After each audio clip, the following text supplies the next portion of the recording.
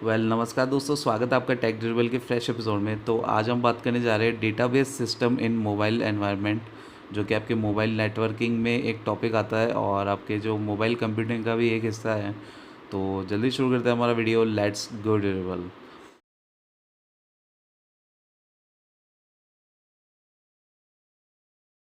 तो यहाँ पर बात करते हैं डेटाबेस सिस्टम कैसे काम करता है एक मोबाइल एनवायरनमेंट में। ठीक है, तो आप मान लीजिए कि यहाँ पर आपका कोई भी मोबाइल डिवाइस है, तो उसमें जो है एक छोटा सा डेटाबेस होता है। वो आपका डेटा जो है आपके डेटाबेस में स्टोर करता है हम हर एक मोबाइल डिवाइस में। ठीक है, तो database connected to mobile device over wireless mobile network. ठीक है, तो डेटाबेस क्या होता है कि कनेक्ट करता है हर एक मोबाइल डिवाइस से। ठीक है, आपके मोबाइल डिवाइस में एक डेटाबेस होगा, तो ओवर वायरलेस मोबाइल नेटवर्क, जो यहाँ पर जो है इसको वायर्ड की ज़रूरत नहीं है, वायरलेस मोबाइल नेटवर्क से ये काम करता है। ठीक है, it resides on mobile devices. ये जो है आपके मोबाइल डिवाइसेस में पहले से मौजूद होगा। ठीक है, आपके फ़ोन में मौजूद होगा या फिर और भी कोई आप मोबाइल डिवाइस यूज़ कर रहे हैं उसमें मौजूद होगा।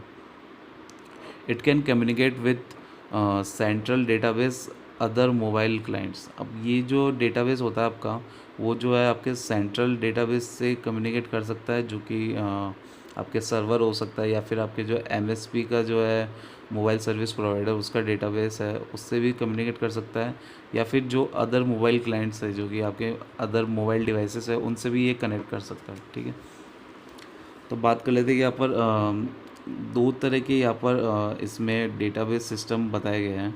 जो क्या आता है, पहला आता है क्लाइंट सर्वर डेटाबेस और दूसरा आता है पीयर टू पीयर डेटाबेस। ठीक है, तो क्लाइंट सर्वर आपने पहले भी पढ़ा होगा, तो वही चीज़ है इसमें।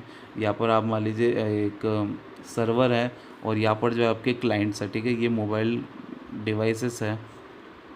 ठीक है, तो ये लैपटॉप आपका, ये आपका स्मार्टफ़ोन है।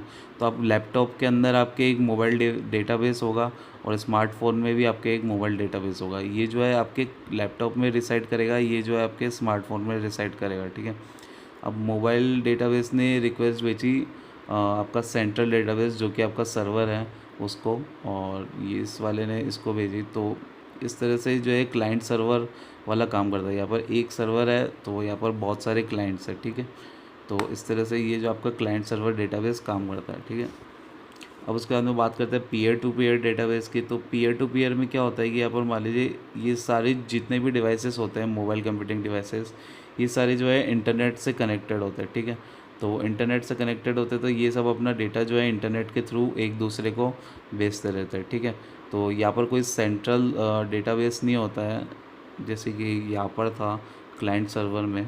तो यहाँ पर पीयर टू पीयर में क्या होता है कि यानी कि हर एक जो मोबाइल कंप्यूटिंग डिवाइस है वो सर्वर की तरह भी एक्ट करता है और क्लाइंट की तरह भी एक्ट करता है। ठीक है, तो इसका मोबाइल डेटाबेस है, लैपटॉप का, स्मार्टफोन का मोबाइल डेटाबेस है, टैबलेट का मोबाइल डेटाबेस है। तो ये सब जो है इंटरनेट से अपनी एक दूसरे को रिक्वेस्ट भेजते रहते हैं और एक दूसरे को रिप्लाई करते रहते हैं। ठीक है, तो नीड्स डेटा अवेलेबिलिटी, तो यहाँ पर कुछ ना कुछ डेटा होना चाहिए सेंड करने के लिए इन सभी सिस्टम्स में। ठीक है, तो फ्रेंड्स ये था कि आपका जो यहाँ पर डेटाबेस सिस्टम है मोबाइल एनवायरनमेंट में। तो आई होप कि आपको वीडियो पसंद आएगा, तो लाइक कीजिए और शेयर कीजिए इस वीडियो को। और अगर आपने मेरे चैनल को अभी तक सब्सक्राइब नहीं किया है तो जल्दी से सब्सक्राइब कर लीजिए, क्योंकि मैं आपके लिए ऐसे वीडियोस लाता रहता हूँ। Thank you so much. जय हिंद, वंदे मातरम।